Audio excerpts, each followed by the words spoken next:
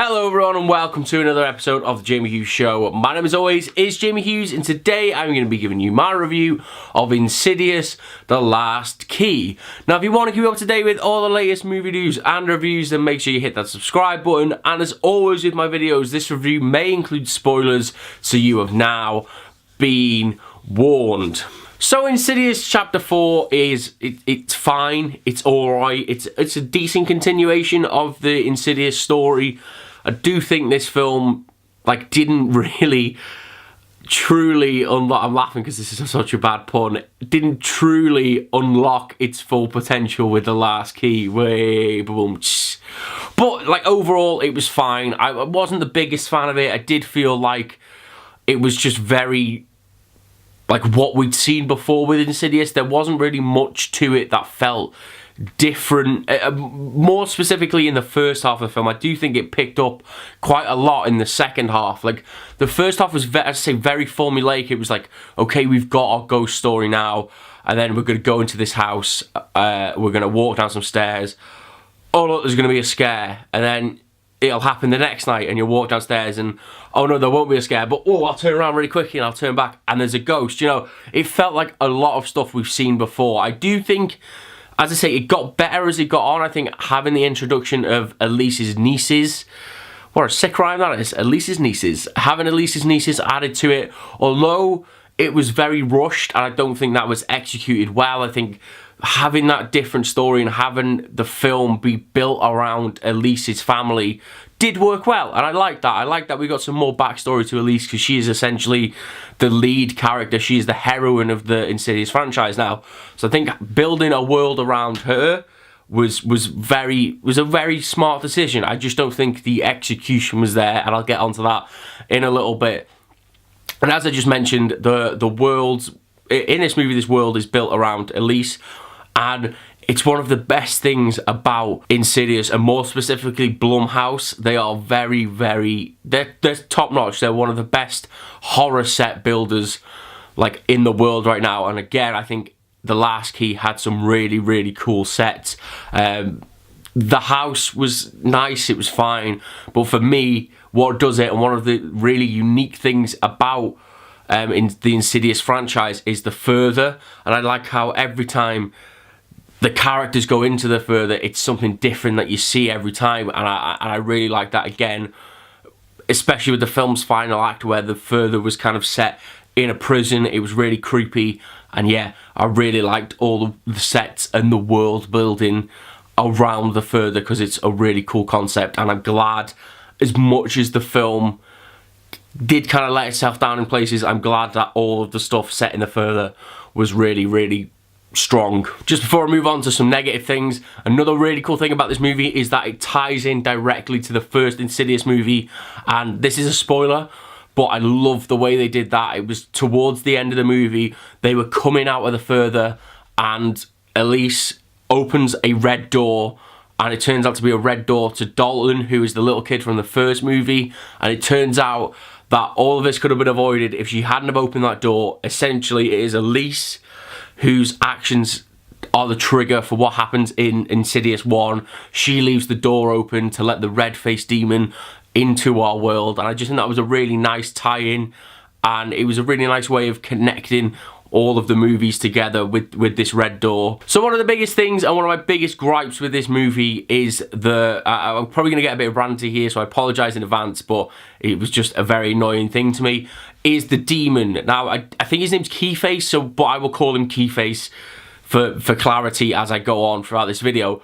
So one of the things I just didn't like about this film was the demon, as I said, old Keyface. We had no reason to why he was doing what he was doing. There was no reason why they had to go out and stop this demon. He just kind of appeared and it was alright, okay, this is the main demon, let's go and attack him.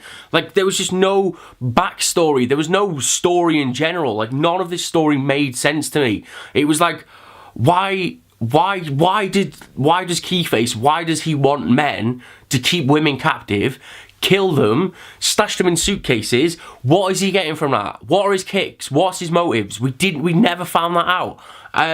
It was also very convoluted that the tie-in between her father and the guy that lives in the house now is that they both keep women captive. I thought the first one, where we found out that the guy who lives in the house now in 2010, like, I thought that was a really cool twist, that he had this woman wrapped in a basement. But then they just kind of breezed over it. It was like, oh yeah, it's just some nurse. Like, yeah, like, that's it, gone. Like, that bit of the story's done now. We're not gonna find out what his motives are, why he keeps women captive. Then it goes back and we see that her dad's been doing it, and we don't know why he's doing it. Like, there was just no kind of clearance as to why the dad and this guy were doing it, and then why, more specifically, as we find out later on, that her dad has been living in fear of Keyface and is kind of working for Keyface in a sense to keep him happy. So you've got to assume that Keyface is the one that wants to keep all these women a prisoner, which we kind of gather when Elise's niece is captured by Keyface. He does the old weird key thing in a throat and then the key thing in her boobies, but it's still not explained why Keyface wants to, like, have these girls prisoner. Surely that is the main plot of the film. I know it's tying into Elise's childhood, but where is the clearance? Where is the clarity? Where is the explanation? Give me a bit of exposition here, Insidious. There is no indication as to why the main villain in this guy is doing what he's doing, like, at all. And it just kind of was like, well, what's the point in this film if we're not going to know why Elise is fighting him? It was just silly. Like, there was no backstory to the villain. It was like, oh yeah, look, there's a creepy looking dude. Yeah, we're going to fight him now. It was just like, what? Give me a bit of backstory, please, Insidious. And that's pretty much my biggest gripe. There are a few things, as I said, I think that having the sisters introduced into this story felt very rushed and very disjointed and out of place. There was no, like, just real connection. It was like, oh yeah, by the way, my brother lives here. He's got 2 daughters. Oh yeah, one of them can float and stuff, and yeah, she's gonna help me. It was like, there was no real build, and I think they should have done that more in the film's first act, rather than just get rid of this little bit of subplot and then throw the additional characters in that should have been built over a longer period of time. Also, just a little weird thing, her brother was at least 2 or 3 years younger than her in the 1950s, obviously, but when it came to present day, he looked about 10 years older than her. What's up with that? Get your casting right, come on. Another, just a little thing, like, the sidekicks are nice, I like them. The 2 sidekick guys, she's sidekick, their sidekick. I kind of like their dynamic, but did feel a little bit forced. Like, the comedy did feel a little bit forced surrounding them. A couple of bits worked, a couple of bits didn't, but, you know, that wasn't my problem with the movie. The bad comedy wasn't my problem with this movie. So that's kind of, like, that is it for my review.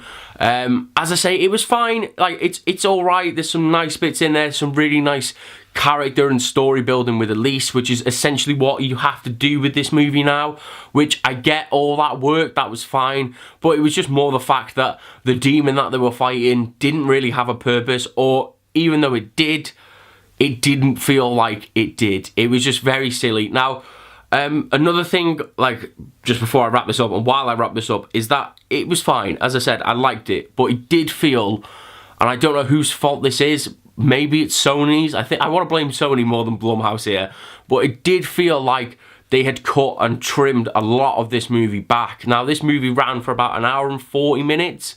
It easily could have been a 2-hour movie.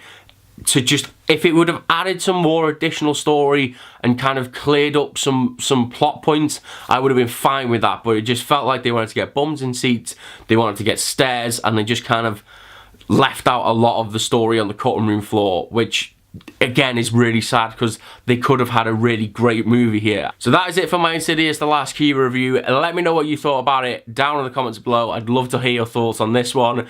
And as always, if you did enjoy this video, why not subscribe to keep up to date with all the latest movie news and reviews, and why not give it a like as well, because it lets me know that you're enjoying this stuff. And thank you very much for watching this episode of The Jamie Hughes Show. I'll see you in the next one. Ta-ra.